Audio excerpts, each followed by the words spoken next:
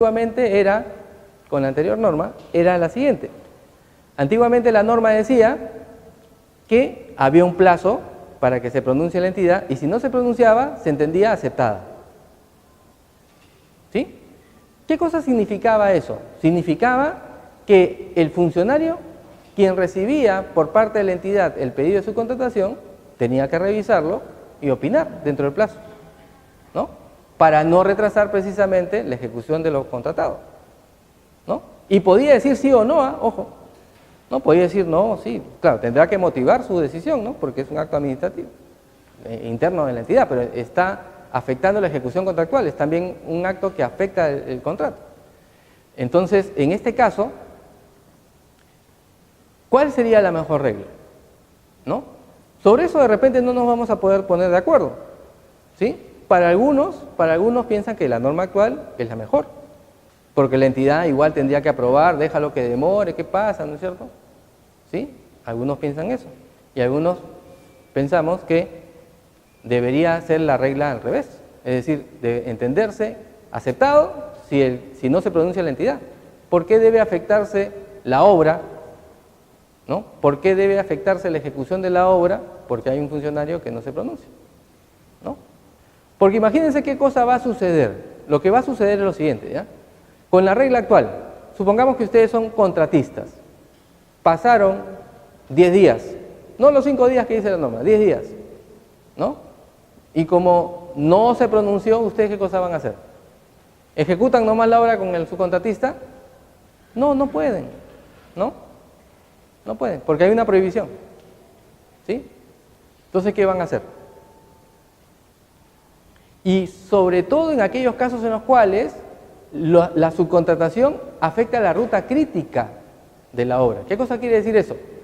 Que el avance de las siguientes fases que tenemos que ejecutar dependen de esa ejecución. O sea, yo no puedo hacer eso, o sea, no puedo hacer lo otro, lo siguiente, 2, 3, 4 y 5, porque uno tiene que hacerlo un subcontratista. ¿Qué pasa con eso? Se retrasa la obra. La pregunta es, ¿se deben aplicar penalidades? Sí. Si no le aprobaron la subcontratación. No sea, simplemente les planteo la hipótesis de lo que ocurre, ¿no? Y por eso hay tanta controversia en contratación con el Estado, ¿no? ¿Sí? O sea, el contratista dice, oye, tú no me aprobaste, pues, te esperé 10 días y no me has aprobado. Y es más, te di una llamada y me dijiste, sí, sí, mañana, de todas maneras, y hasta ahora estoy esperando mañana, ¿no? Entonces, ¿debería penalizar? Ese es otro tema, ¿no? Pero la pregunta es, ¿qué hacemos? ¿No? Creo que la norma, como estaba antiguamente, forzaba a la entidad a revisar el tema rápidamente y pronunciarse. ¿Por qué decir sí o no? Porque ¿en dónde podría estar eventualmente el inconveniente? De repente en el proveedor, oye, ¿sabes qué? No quiero ese proveedor. O la observación del proveedor, tercero, subcontratista. No tiene RNP, está inhabilitado, o ¿sabes qué? No me da confianza ese proveedor, ¿no? ¿Qué ocurre? ¿Qué ocurre? ¿Sí? Contarle que motive adecuadamente el funcionario, te va a poder decir, ¿sabes qué? No quiero que sea ese proveedor, pero tendrá que motivarlo, pues, ¿no? ¿Sí? Entonces, en estos casos, eso es lo que tendrá que hacer la entidad, pero creo que es una norma perjudicial para la sociedad la que tenemos actualmente, me parece, ¿no? Algunos piensan que está bien, ¿no? ¿Por qué? Porque obliga a que el contratista va a tener que presentar otra propuesta de subcontratista, ¿no es cierto? ¿Sí? Pero conozco de casos en los cuales han presentado 4 o 5 veces el contratista y lo que ocurre es que el funcionario de la entidad no quiere aprobar la subcontratación porque piensa que es mala. ¿Sí? O sea, hay muchos funcionarios en el Estado que piensan que la subcontratación es mala per se. Y ese es el tema, ¿no? Entonces no te quieren aprobar. Dice, oye, pero ¿qué pasa? Ya te he presentado 4 proveedores, ¿no? Y son A1, mira, ¿cuál es el problema? ¿No? Y mientras tanto la obra espera y espera, ¿no es cierto? ¿Sí? Y después viene la verificación de la obra y le aplican penalidades al contratista, y el contratista dice que no fue su culpa, fue la culpa de que no le aprobaron la subcontratación, pide ampliación, etcétera, y hay peleas y peleas y peleas, ¿no? Claro, que no deberían haber, ¿eh? Claro, yo soy árbitro, veo arbitraje, veo la controversia, ¿no? O sea, resuelvo estos casos, pero no deberían generarse los casos por las puras como en estos casos, me parece. ¿no?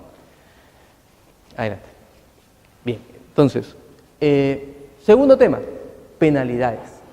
Penalidades. A diferencia de lo que ocurre en el ámbito privado las partes son libres de establecer las penalidades que quieran. ¿Sí? Podemos establecer las penalidades que queramos. En el marco de la contratación con el Estado, las penalidades tienen un marco legal y establecen, adelante, sí, dos supuestos, básicamente. Una penalidad que se denomina por mora o por demora en la ejecución de lo pactado, ¿no? O por retraso, ¿no? Que tiene una fórmula, el reglamento establece una fórmula, el artículo 133 del reglamento establece una fórmula que es inmodificable para las partes, ¿sí?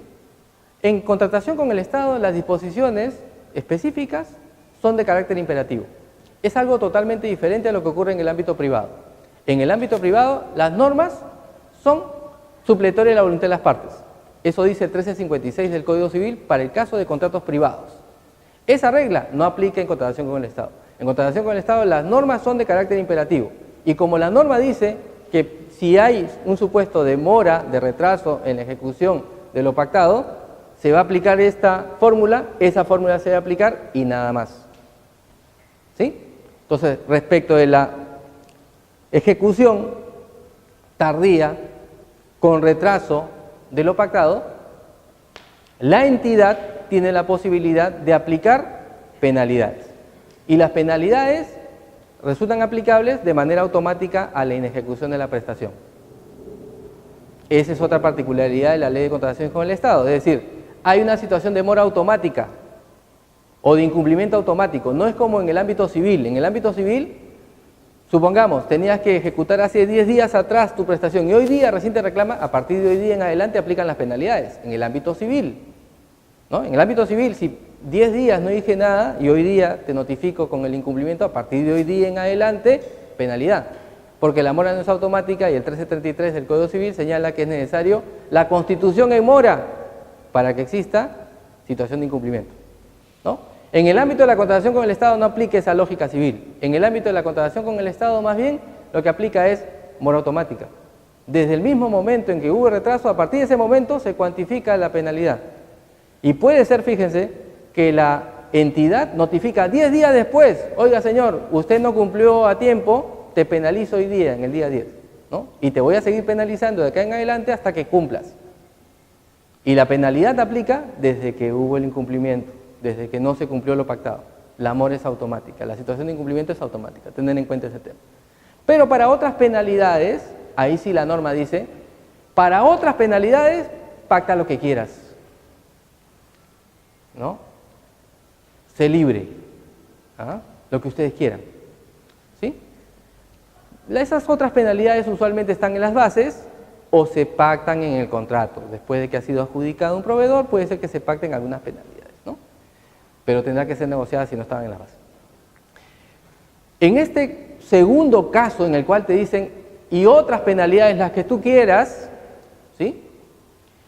La norma te dice que hay que cumplir con unos requisitos, que son, las penalidades tienen que ser objetivas, razonables, congruentes y proporcionales con el objeto de la contratación. ¿Sí? Ok.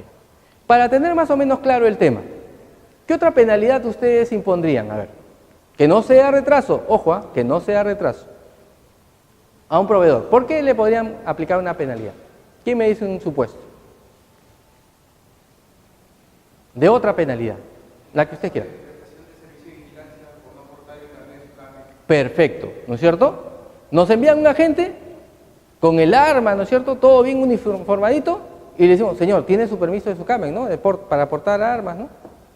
No tengo. Bueno, ¿qué pasa, no? Claro, penalidad, ¿sí? No es un retraso, sino que está ejecutando de manera indebida la prestación. Sí, muy bien, ¿no es cierto? O por ejemplo, cuando se dice también, hablando del ejemplo de servicio de vigilancia, que los vigilantes, hay dos tipos de vigilantes, ¿no? Un vigilante que de repente está en la puerta, ¿no? Que atiende en algunas oficinas, y hay otros que son custodios, como guardaespaldas, ¿no? Entonces los guardaespaldas tienen que tener un arma especial. Si no traen el arma especial, le podemos también penalizar, ¿no? Tiene que venir bien equipado con el arma que se le ha adjudicado, ¿no? Entonces, por eso podría aplicarse penalidades. O de repente, en fallas en los servicios, ¿no? Como ocurre a veces en el servicio de telefonía, ¿no? Si hay una caída, te vamos a aplicar tal penalidad, ¿sí? Pero eso no tienen que ver con la demora en la ejecución de la prestación, sino más bien con otros supuestos de incumplimiento diferentes. Para eso, otras penalidades. Yo no puedo utilizar la fórmula, ¿no?, de retraso o mora para estas otras circunstancias si no lo he pactado. Ojo, porque algunas entidades se pasan de listas, ¿no es cierto? Dicen, no trajo su arma, o su permiso de su CAME, te aplico la penalidad por mora, ¿no? No, pues eso es otra cosa, ¿no? Para eso tenías las otras penalidades y tuviste la oportunidad de colocar en las bases, no la colocaste, mala suerte, ¿no es cierto? ¿Sí? La ley te permitió y tú debiste ser previsor con ese tema. Ok. Pero el cumplimiento a veces de que sean objetivas, razonables, congruentes y proporcionales, a veces no se cumple, ¿no? ¿Sí? Supongamos que te dicen, ¿no?, se va a pagar 10.000 soles por cada minuto que no haya servicio de telefonía, ¿no es cierto? ¿Sí? ¿Eso es proporcional, razonable? No, ¿no es cierto? ¿Sí? O que tienes que entregar un auto, ¿no es cierto? Tú estás dando un servicio de vigilancia y dices, darás un auto si es que tus vigilantes no incumplen las características 2 veces al año, ¿no? ¿Es congruente? No. Hay que tener cuidado al momento de establecer las penalidades, que sean congruentes, razonables, ¿no es cierto? Tener en cuenta ese tema, porque sí, tenemos la posibilidad, si estamos en la entidad, de establecer otras penalidades distintas al retraso.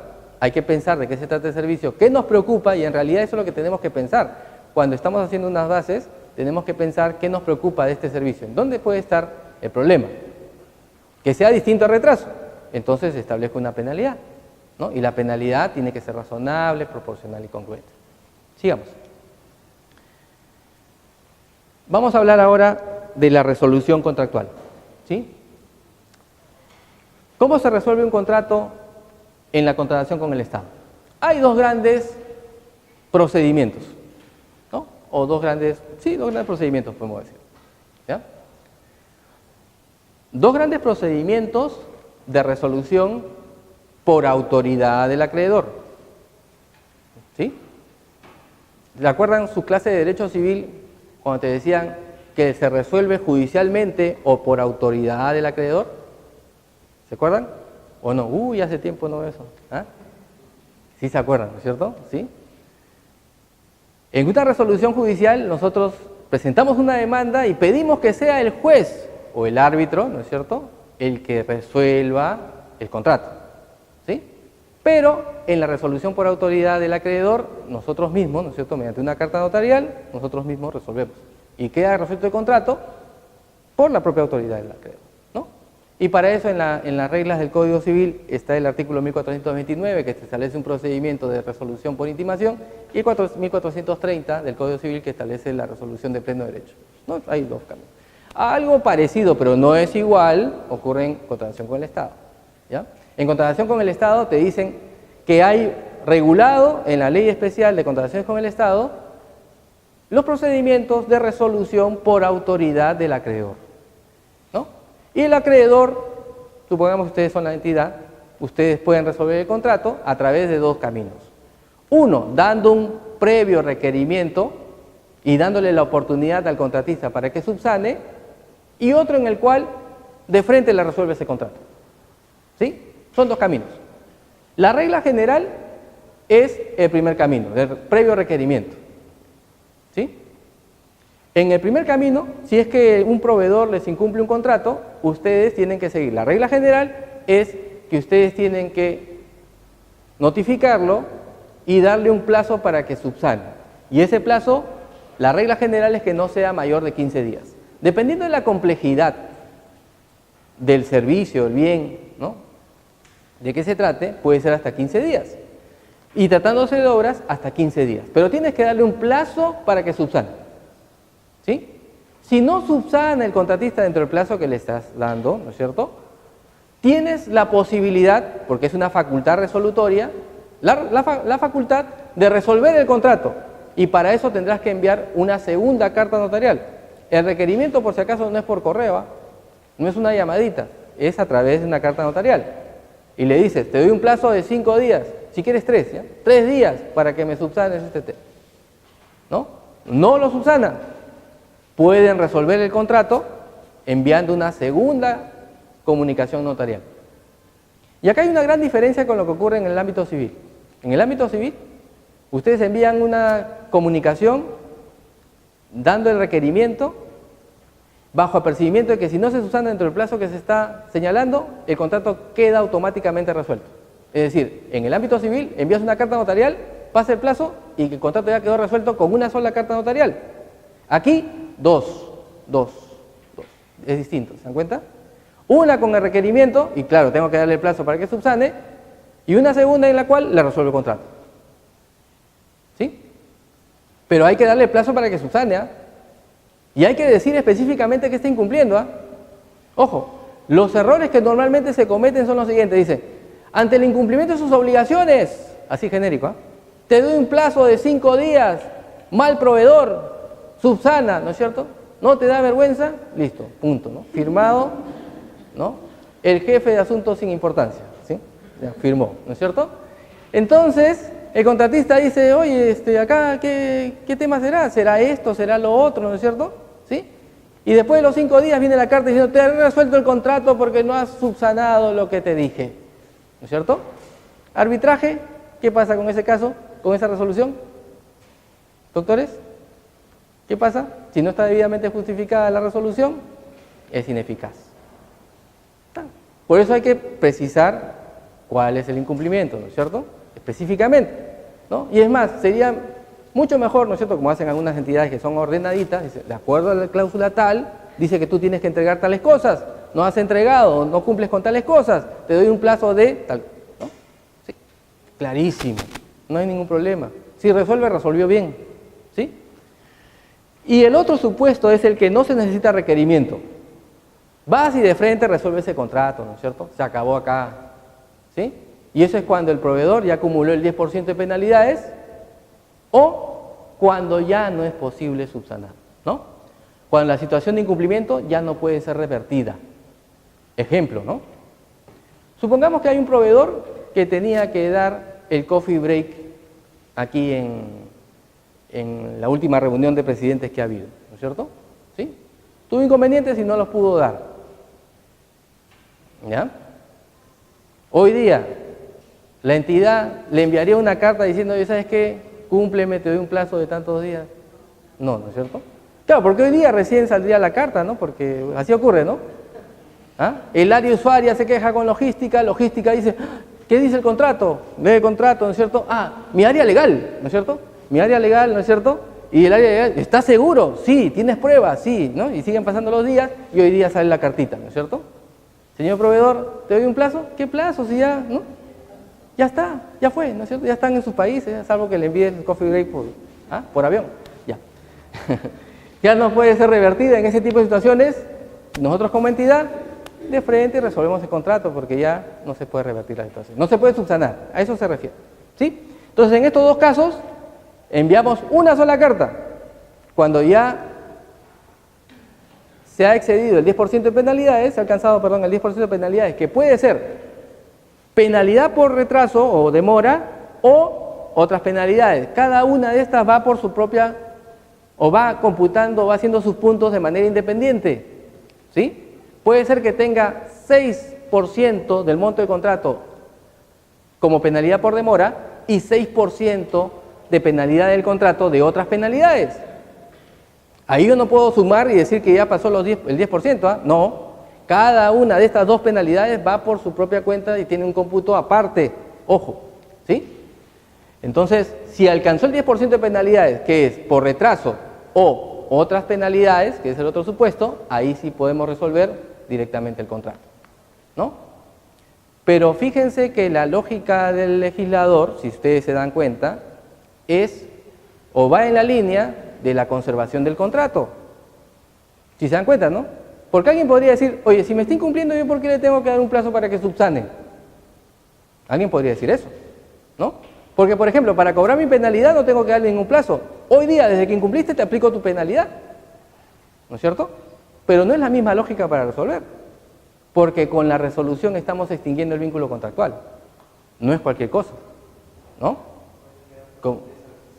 Así es, podría haber desabastecimiento, ¿no? Y desde el punto de vista de la relación jurídica obligatoria, estamos extinguiendo esa relación jurídica obligatoria. Estamos extinguiendo, matando. Es como la pena de muerte del contrato. No se maleen, ¿no? ¿Ah? Claro, por eso es que la lógica es, hay que darle un plazo para que subsane. O, mira, ya sabes qué, 10% de penalidad, después no te pases, ¿no? O sea, ya más no puedo tolerar. O ya no se puede revertir la situación, en esos casos ya, pues, ni modo, resolvamos. Ojo con eso, ¿sí? Pero un tema importante, si ustedes son proveedores del Estado, es que si les resuelven un contrato, no solamente el tema es que les resolvieron el contrato, ya, pues perdieron el ingreso, no, sino que se va a iniciar un procedimiento administrativo sancionador que va a culminar, eventualmente, con la inhabilitación. Ojo con eso, ¿eh? Si una entidad resuelve un contrato a un cliente de ustedes, que es un proveedor, un contratista, se tienen que levantar todas las alarmas, ¿no es cierto? ¿Sí? Porque esta empresa, este proveedor, ya no le va a proveer al Estado si es que se le inhabilita, por el plazo de vigencia de la sanción.